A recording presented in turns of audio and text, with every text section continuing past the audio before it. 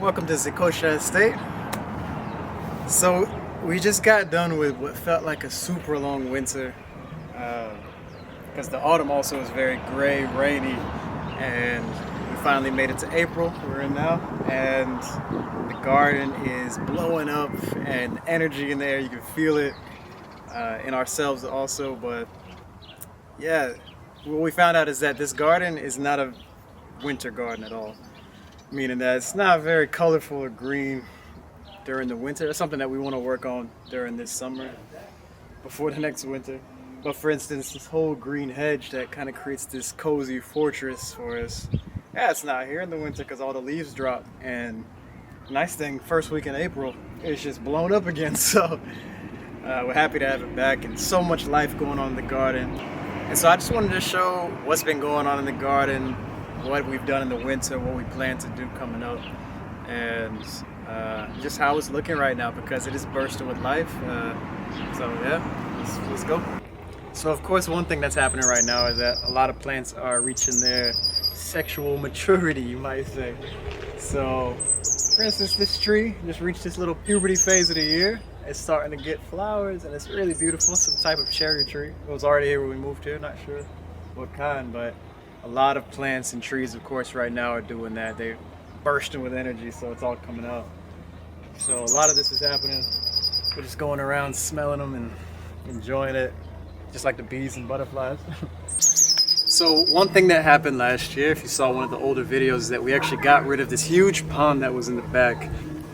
It was beautiful, really, but just the placement of it, it was like the sunniest place in the whole garden. And we really wanted a vegetable garden also, so we removed the pond, we drained it, filled it with soil, and now we have a vegetable garden, which I'll show you in a bit.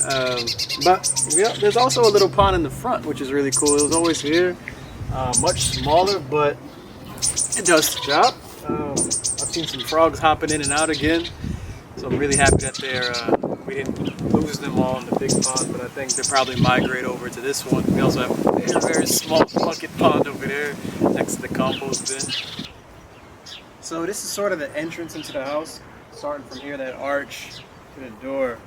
I think one thing we want to do is, as much as we can, remove all the bricks out of the floor. That's the plan. We've done it in a couple of places already, which I'll show you.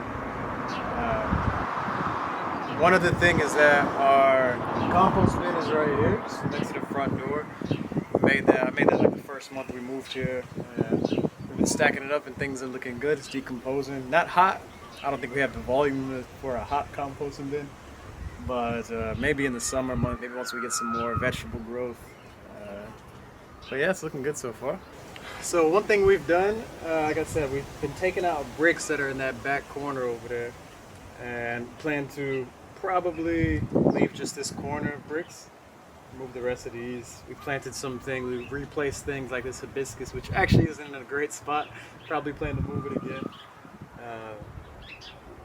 Yeah, and we also set up a little sitting area here. There was one before, but it fell apart. Now, before we get from the front to the back, we gotta go through the side, which, as you can see here, this also was completely bricks.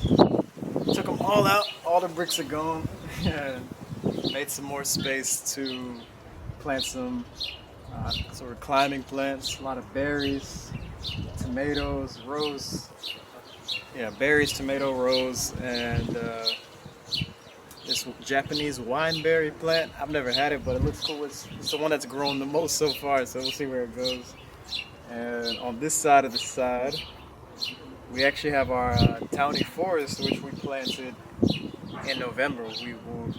Soon after we moved here. So this was a collection of 5 shrubs and 5 trees that are locally sort of cultivated to do well in this environment, but also do well together as a collective. Oh, look at the butterflies. Cute. So yeah, they're sort of companion plants, and they say you can grow it within a 6 square meter plot area. So we've made a little circle for them, and yeah, I planted them in winter, so of course they just look like little sticks. They're all babies, and now they're actually having some life, some greenery. And that's a good feeling to see, because you never actually know, especially when you plant something in the winter, like, I don't know if this thing's ever going to come up, but it did, so we're happy with that. Now behold, the place that we've been putting in the most work is the backyard. This is sort of the centerpiece. This Japanese maple tree is so beautiful, and it's a little dwarf tree, so I don't know, it's just so cute for a small garden. And it's a perfect centerpiece. So on the other side, we've been making this herbal spiral. So it's like all those bricks that you saw from the side and the front, and we're using them to build a little herbal spiral, which hopefully I'll have a video already out by then about this, how I made it, how we made it.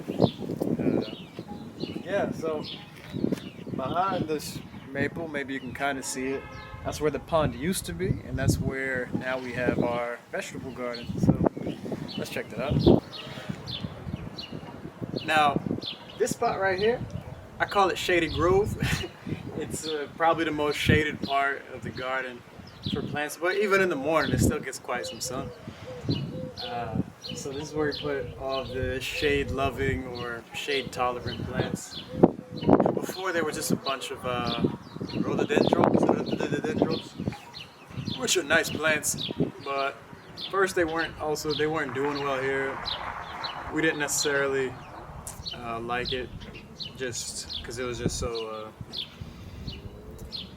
sort of monotonous. It was nothing but rhododendrons. I mean, they're green, they're beautiful, they're evergreen, but we wanted something else, you know, more diversity, more different types of flowers that come out different times of the year. Yeah, serves more of a purpose through the whole year instead of just looking nice. So we did that, and it's coming together, you know. Just a few months ago, or even maybe just a month or two ago, it just looked like a bunch of soil or clay. So we're really happy with how it's coming out now. Now this is the first arch that we made. We made it with old willow branches that we just found. They cut them down and just leave them on the streets out here in the Netherlands. And they're super flexible trees, the branches as well. And what's crazy is that we planted them. I mean, we didn't plant them, they're just cut branches, you know, like any branch you would see. And we buried them in the ground for stability to make an arch like this. And then they started to root, apparently, because they're growing leaves all around it. It's so cool. But we made the arch so these roses can climb on it. We planted a rose on each side of it. So it's really cool. It's going to be a living arch. And we got a few of them in the garden that just also sprouted to our surprise. So this is also sort of our morning spot. We chill here. Also with wood that we just found in a random forest where they chopped down wood, chopped down some trees. So we just collected some wood, and yeah, so this is our morning spot. It's a sunny place in the morning. Lo and behold, this is our favorite place in the garden, the vegetable garden. So this was where the pond was. This was about a 20 square meter space of just water with these big koi fish in there. It was really cool. It was really beautiful.